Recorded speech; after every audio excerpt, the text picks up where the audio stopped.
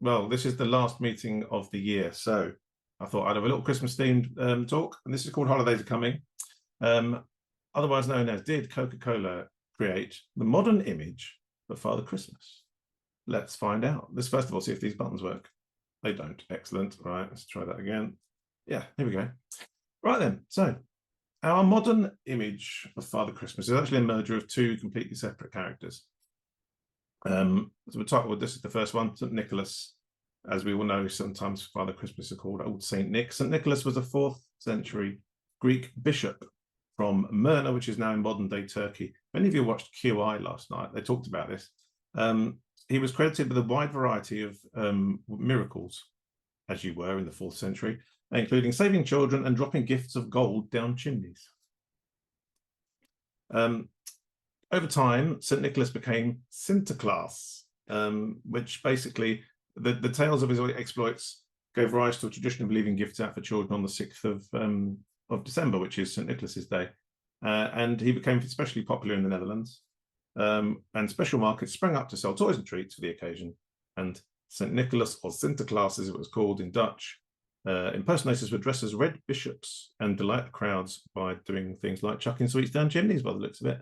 So there he is. That's a picture from 1866, looking a little bit like Father Christmas. Meanwhile, in England, because we do things differently, we had a character called Lord or Sir Christmas in the Middle Ages. He wasn't a real person, but he was a symbol of Christmas, and basically he was a merry old man presiding over drunken parties, which sounds extremely English, you have to agree. And from the 1660s until the mid-19th century, this character, Old Christmas as he's sometimes known, was essentially concerned with the adult world, personifying feasting and games. And he wasn't particularly well respected. He didn't have any connection with children or gifts, and he was a bit of a figure of fun, as you can see by this etching here from 1836. It's not exactly sympathetic. It doesn't look a lot like Father Christmas. And the Victorians got involved. So there's two things on this slide. I should have made 2 slides for this bit, really. So first things first, the Dutch settlers went over to the USA, and Sinterklaas turned into Santa Claus, and they wanted to keep the Dutch traditions going, and the Dutch traditions obviously involved giving gifts to children and all that sort of thing. Meanwhile, in England, the Victorians started to not like the idea of this drunken British version of Father Christmas, but they did like the idea of Santa Claus. And so they kind of merged the two. And by the 1880s, the character of Santa Claus was almost completely merged with Father Christmas. And the image there from 1881, that is very much a recognizable Father Christmas.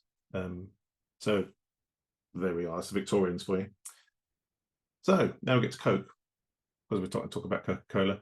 Coca-Cola didn't start advertising their products until for Christmas until 1920, for 40 years after the image of Father Christmas that we just saw. Coke used to sell extremely well in the summer, but not so much in the winter, and so they needed a Christmas marketing campaign to try and make it a year-round drink. So they created one called Thirst Knows No Season. And they certainly knew how to write headlines in the 1920s, and for 10 years they ran this various campaigns to do with winter themes, sometimes including Father Christmas, but none of them proved to be particularly popular until 1931, when they created this. They commissioned an artist called Haddon Sundblom, and he did a painting of Father Christmas, this painting of Father Christmas here, which we all recognize as a big fat red cheek, red coat, white beard, all that sort of stuff.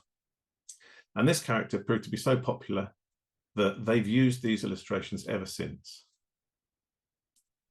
And here's just a very, very brief selection of some of the Coke adverts from various years, 1937 through to 2019, all using the same character in the same style.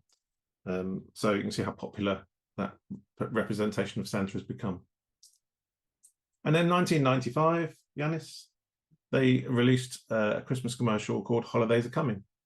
And in the Holidays Are Coming advert, they had this magical Christmas truck, which has the picture of Santa on it and all their branding. And this advertising campaign has also been so popular that, well, first of all, they were fictional trucks until 2001, when they were so popular, they decided to actually create a real fleet of trucks. And now they have a real fleet of trucks going around the world at Christmas time. doing PR campaigns and stuff like that. The campaign's so popular it still runs today. And in a survey a couple of years ago, almost half the people in Britain believe the holidays are coming commercial marks the start of the Christmas holiday season. So what can we learn from all of that? Well, this is the only bit of business in this talk, so pay attention.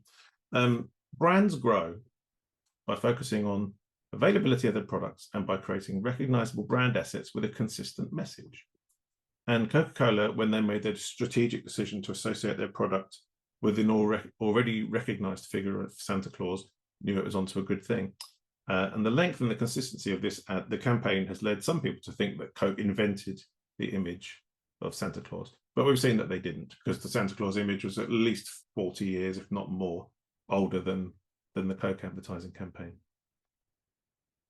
But they've created their recognizable brand assets. So they've got the red and white colors, they've got the iconic Coca-Cola bottle, they've got the Coca-Cola logo, and they've got their jolly traditional Santa. And that is the branding language that they use throughout their campaigns.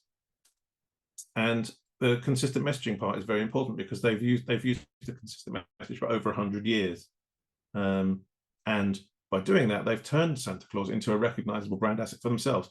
And I was sort of racking my brain trying to think of any other company that's done that, and I can't think of one.